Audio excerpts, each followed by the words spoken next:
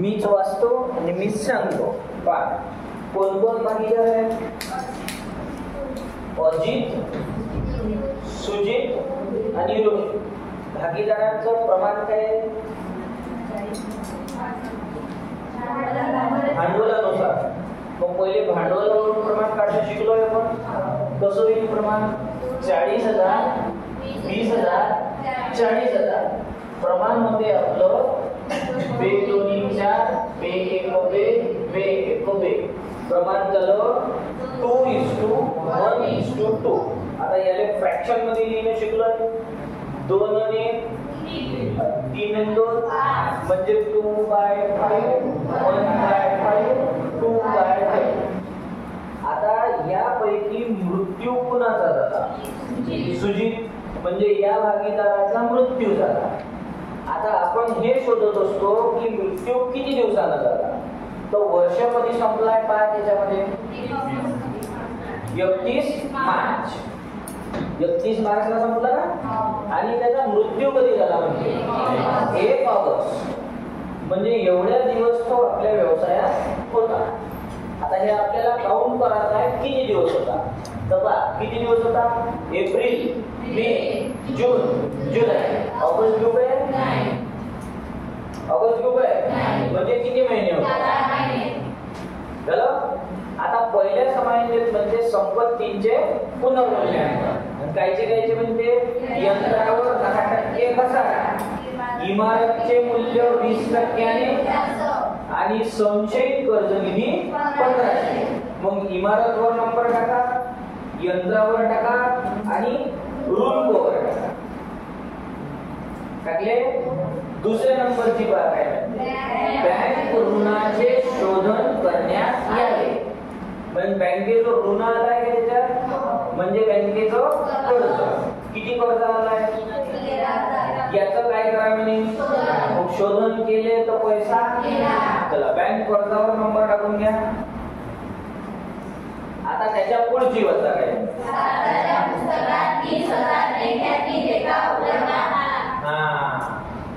लेखा उघडण्यात आला. मग आता इथं करा लागते निवृत्तीसारखं. ख्यातीचं कसं आहे? निवृत्तीसारखं. पहिले तर पहा जुन्या ताळेबंदात ख्याती किती आली? पैसे. आणि नवीन ताळेबंदात ख्याती किती घ्या म्हणजे 30,000. मग ख्याती वाढली का घटली? वाढली. मग किती रुपयाला वाढली? तर नवीन ताळेबंदात ख्याती किती घ्यायला लागली? 30. ही ख्याती वाढली का घटली? कोणाची वाढली? मग सगळ्या संस्थेले हे पैसे वाढले. मग आता बनवू आपण वर्किंग नोट पहिली ख्यातीचे मूल्यांकन. आणि ख्यातीचे मूल्यांकन कोणाकोणाला करायचे? तिघांना. आता आपली ख्याती किती आहे बा? 30,000. हे सगळ्या भागीदारांना डिवाइड करायचे. आणि त्यांचं प्रमाण काय आहे? 2:1:2. 30,000 into 2 divided by 5. 5 कुठून आले समजले? चला दुसरे जे कसे होईल? 30,000 into 1/5. 30,000 into 2/5. याचे होते 12. याचे होते 6. 12. आता सांगा आपली जुनी ख्याती किती होती? पैसे. जुन्या ताळेबंदात ख्याती किती आहे? नवीन ताळेबंदात किती घ्या? कोणाची होय? मग संस्था कोणाची होय?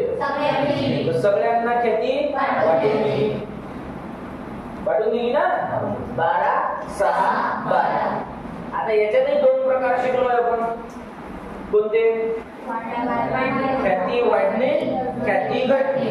आपली ख्याती वाढली. मग कोणत्या बाजूने? आणि घटली तर मग आपली ख्याती काय झाली? तर सगळ्या भागीदारांच्या भांडवल ख्यातीचं समजलं. चला नंबर 4 वाचा.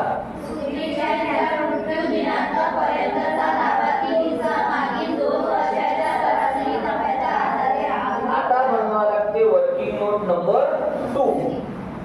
मृत भागीदाराचा नफ्यातील हिस्सा. मग मृत्यू कोणाचा झाला? हे झाली दुसरी वर्किंग नोट सुरू. आता आपण कसं शिकलोय, जास्तीत जास्त वेळा मागील वर्षाच्या आधारे लावा. कोणत्या वर्षाच्या? आपण काय करत असतो, डायरेक्ट असं लिहितो, एक वर्षाचा नफा जेवढा सांगितला असेल तेवढा. आता काय म्हणे वाचा, सरासरी नफ्याच्या आधारे लावा. म्हणजे पहिले आपल्याला शोधायला लागते सरासरी नफा. आणि सरासरी नफा काढायचं सूत्र काय आहे?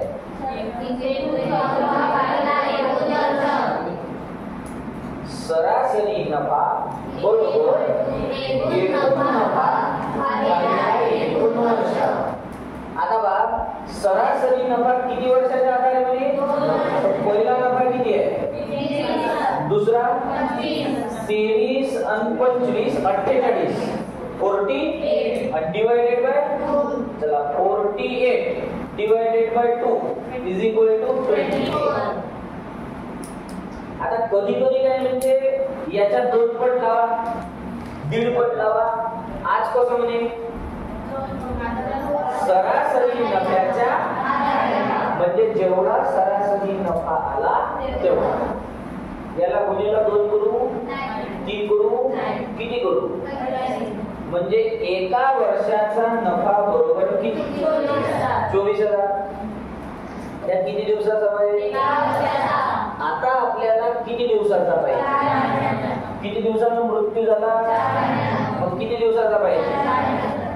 तर 4 महिन्यांचा नफा. या असा काढू, 24,000 गुणिले 4 भागिले 12, तर उत्तर होते 8,000. पहिले किती दिवसाचा लिहिला? किती आला? मग किती दिवसाचा लिहिला? किती आला? पण ह्या नफा कोणाचा पाहिजे?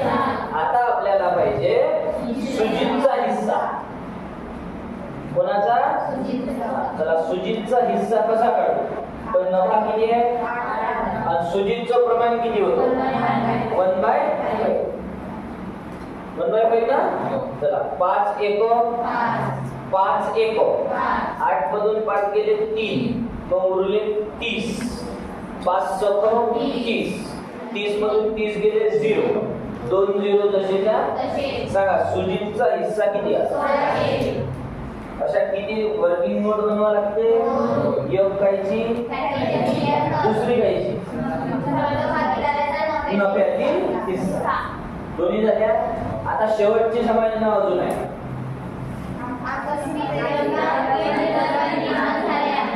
आकस्मिक देयता, अचानक निर्माण झालेली देयता. म्हणजे जे देयता आधी आपल्यावर ठरलेली नव्हती, अचानक हे देयता आपल्या समोर आली, याचे आपल्याला पैसे द्यायला लागले, तर याला करायचं अदत्त खर्चासारखं. काय करायचं? मग अदत्त खर्चाचं कसं होते? दुसरी अदत्त सारखं, काय सारखं? कसं होईल? चला त्याच्यानंतर संपल्या समाने ना. आता खाते बनवू. पहिलं खातं कोणतं? रोख. तर सगळ्यात पहिले रोख खात्याची लिहून घेऊ. किती आहे सांग? 16. शिल्लक लिहिल्यानंतर या खात्याचा नियम आहे, पैसा आला, आपण सगळ्या समायांना वाचल्या, आपल्याला पैसा आलाय का गेलाय? गेलाय. कोणत्या समायाने गेलाय? दुसऱ्या. वाचा सेकंड नंबरची. शोधन करण्यात आले. मग बँकेचं कर्ज किती होतं? याचं काय केलं? शोधन केलं तर पैसा कोणत्या बाजूला? बँक कर्ज खाती. किती रुपये? 13. अजून कुठं पहा, पैसे आले गेले काय? मग आता बेरीज करू, शिल्लक काढू. चला बेरीज किती झाली? 16,000. याच्यातून 13,000 मायनस केले. याला नाव काय द्या? आता दुसरं खातं कोणतं? इथं कोणत्या नोंदी येते? मग पहिले देयता बाजूले बा, काय वाढलं काय घटलं सांगा. काहीच नाही. मग संपत्ती बाजूला चला, यंत्र किती होतो? किती लावा म्हणे? घसारा. मग घसारा आकारला तर यंत्र घटलं का वाढलं? कुठं घेऊ? यंत्र खाती 4500. यंत्रानंतर आहे इमारत किती होती? आणि लावा म्हणे 20% काय झाली? आणि वाढ झाली तर कुठं? वाढ झाली तर 20% काढाय दे. 20% किती? त्याच्यानंतर व्यापारी होता कितीचा? 29.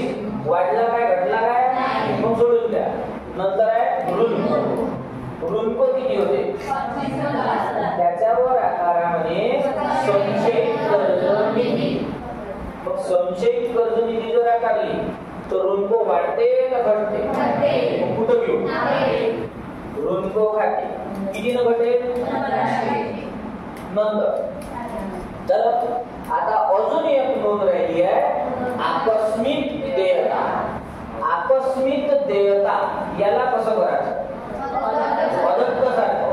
म्हणजे पहिली नोंद करायची पुनर्मूल्यांकनाच्या नावेला किती रुपये? आणि याची दुसरी नोंद कुठं करायची? ताळेबंदाच्या देयता. आकस्मिक देयता किती रुपये? तर आणखी काही वाढलं घटलं का? मग आता नफा तोटा काढून घेऊ. ठीक आहे. या साईडची बेरीज झाली 8, इकडची 8 4 4 5 6 7 3 9. 9000 रुपये याच्यातून मायनस करू 8 उरले. याला काय म्हणायचं? तोटा. आणि हा तोटा सगळ्यांना काय? अजित, सुजित आणि रोहित. काय प्रमाण होतं त्यांचं? 2 1 2 400 200 400. बरोबर आहे ना? 400 200 400. समजलं काय?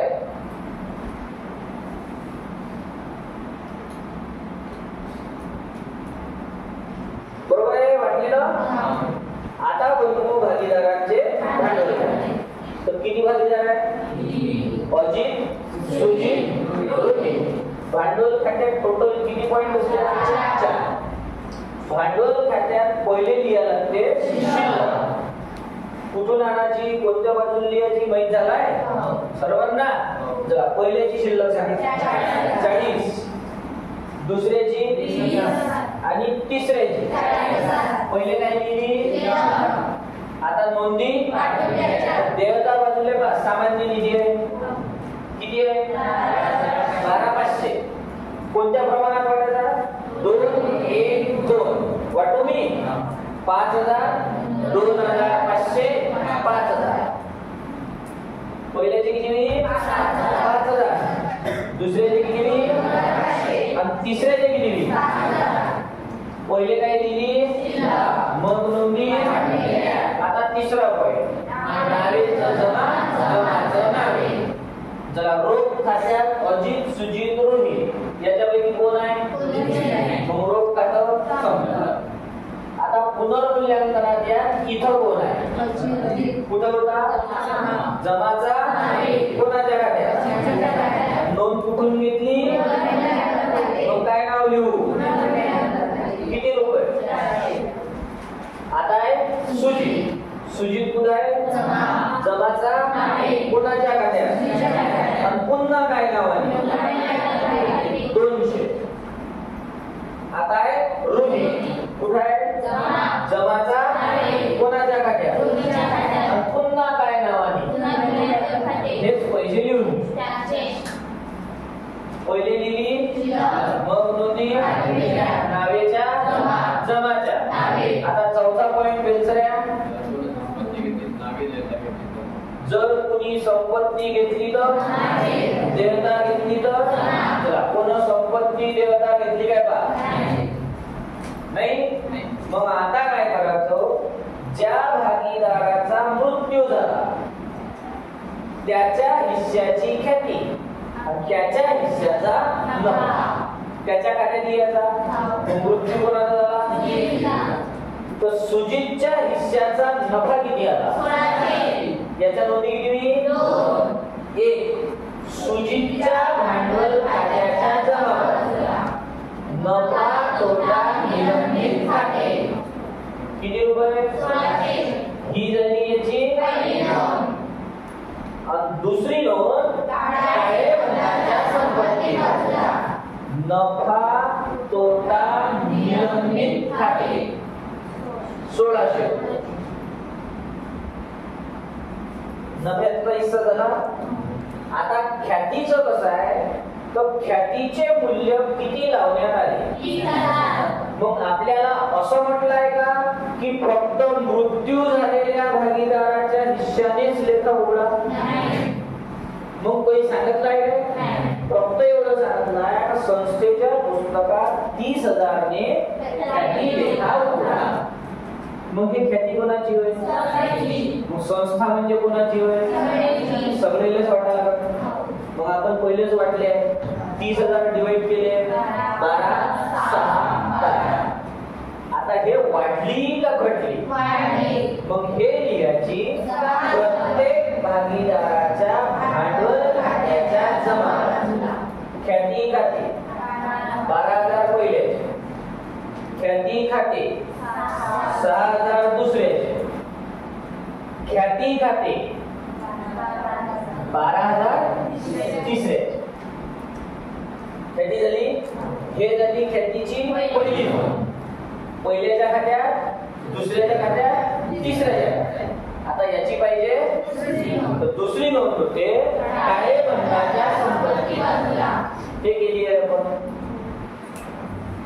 समजलं काय चला अजून कोणती नोंद राहिली काय मग आता एक एक खातं बंद करू बेरीज करून शिल्लक काढू चला इकडे लक्ष 40 आणि 12 52 आणि 5 57 57 मधून 400 रुपये मायनस 56,600 आणि याचा मृत्यू झाला का ह्या कंटिन्यू राहणार आहे ना तर याला नाव काय द्यायचं नील बरोबर आहे आता याची 20 आणि 6 26 आणि 27 27 आणि 2 29 आणि 30 30,100 30,100 याच्यातून 200 उरले 29,900 आणि याचा मृत्यू झालेल्या भागीदाराच्या खात्यात जे शिल्लक आहे त्याला नाव काय द्यायचं वारसदाराचे कर्ज खाते बरोबर आहे आता याची तिसऱ्याची बेरीज करू 40 आणि 12 52 आणि 5 57 57 मधून गेले 400 उरले 56,000 आणि याचा मृत्यू झाला का मग त्याला नाव काय द्यायचं समजलं आता आपल्याला बनवावं लागते ताळेबंद आता आपल्या जवळ जागाही आहे आणि वेळही आहे तर ताळेबंदही बनवून सांगतो जुना क्वेश्चन मध्ये जो ताळेबंद आहे हा किती लोकांचा आहे 3 आता 3 पैकी एका भागीदाराचा मग ह्या जो नवीन ताळेबंद बनेल त्या किती लोकांचा बनेल आणि हा जो ताळेबंद बनत असते हा ताळेबंद 31 मार्चचा बनत नसते हा ताळेबंद बनत असते मृत्यू झालेल्या तारखेचा मग ताळेबंद कोणत्या तारखेचा असतो 1 ऑगस्ट मृत्यू नंतरचा ताळेबंद आहे ना तो का मृत्यूच्या आधीच आहे मृत्यूच्या आधीचा तो क्वेश्चन मध्ये झाला आहे आपल्याला कोणता बनवायचा आहे जसं प्रवेशानंतर बनवत होतो निवृत्ती मग आता काय नंतर तर जुना ताळेबंद काढा क्वेश्चन मधला काढला काय तोच ताळेबंद जसा ते तसा घ्यायचा फक्त तिथं किती पार्टनर होते 3 आता किती घ्यायचे चला देहला बाजूले पहिल्या नंबरची नोंद काय आहे मग आपण सुद्धा पहिली कोणती घेऊ आता पुन्हा कोणाचे भांडवल घ्यायला लागल? अजित आणि सुजित नाही. सुजितचा काय झाला? त्याला सोडून दिला. उरले कोण कोण? अजित, रोहित. पैसे जुनेवाले घ्यायचे, जुन्या ताळेबंदात जे आले ते घ्यायचे नाही. मग पैसे कोणते घ्यायचे? तर अजितच्या भांडवल खात्यात शिल्लक किती आहे? मग पहिल्याचं भांडवल होईल 56,600. याचं येऊ का सुजितचं? याचा काय झाला? मेलाया. आता तिसरा आहे रोहित. रोहितची शिल्लक किती आहे? हे झालं भांडवल. समजलं? आता ज्या भागीदाराचा मृत्यू झाला याला आपण पैसे कसे दिले? म्हणजे पैसे अजून दिले नाही. पैसे आपल्यावर म्हणजे आपल्यावर काय आहे? कर्ज आहे. कोणाचं? सुजितचं नाही. सुजित मेला. कर्ज कोणाचं आहे? कोणाच्या? मग रशिदियाची सुजितच्या वारसदाराचे कर्ज खाते. आणि त्याचे कर्ज खाते किती आले रे? 29,900. बरोबर आहे ना? नक्की. चला आता देवता बाजूला पहा अजून काय आहे. विविध धनको. आणि धनको किती आहेत? किती? 29,500. ते वाढले का? घटले का? मग जसे आहे तसे घेऊ. चला त्याच्यानंतर पहा. झालं? बँक कर्ज आहे ना? कर्जाचं घ्यायचं काय? का बरं नाही? कर्जाचं काय केलं? कर्जाचे पैसे दिले. आता घेऊ काय? त्याच्यानंतर घ्यायला लागते आकस्मिक. हे मी पहिलेच लिहिली होती. चला देवता बाजूला अजून काही आहे? आता संपत्तीले जाऊ. रोख आहे ना? चला जुनी रोख किती होती? 16,000. ते इथं आली आहे. आली आहे ना? मग आपल्याला रोख किती घ्यायची आहे? 3,000. किती हजार? 3,000. रोखी नंतर आहे यंत्र. कितीचं यंत्र होतं? 45. 40. आणि त्याच्यावर काय आकार आहे? घसारा आकारला तर यंत्रात काय होईल? कितीची? तर बाहेर येते 40,500. आता पुढची नोट इमारत किती होती? आणि याच्यावर काय म्हणे? 20% जास्त. म्हणजे काय झाली? आणि वाढ काय करायची? किती टक्के? तर 20% किती? आता बाहेर येते 48. आले. चला त्यानंतर स्कंद किती होता? तो वाढला काय? तो घटला काय? मग जेवढा आहे तेवढा घेऊन घ्या. 29. नंतरची नोंद आहे ऋणको. चला ऋणको किती होते? 25. किती होते? आणि त्याच्यावर आकाराने संचयित कर्ज निधी किती? मग संचयित कर्ज निधी जर आकारले तर ऋणको वाढेल का घटेल? मग घट झाली तर काय करायचं? कितीची? याला घट म्हणा किंवा संचयित कर्ज निधी. चला कितीनं घटलं? तर बाहेर येते 23,500. झालं. आता अजून एक नोंद लिहायला लागते नफा तोटा. आपण पहिलेच लिहिली आहे. अजून एक नोंद लिहायला लागते ख्याती. तर ते आपण पहिलेच लेखा उघडला. अजून कोणती नोंद राहिली पहा. मग आता बेरीज करू. दोन्ही बाजूची बेरीज सेम आली पाहिजे. केली का कुणी? सांगते? सांगा. 1,75,600. 175,600. इकडची सांगितलं करा. 175,600. दोन्ही बाजू सेम येते ना? कन्फर्म. चला पटापट लिहून घ्या.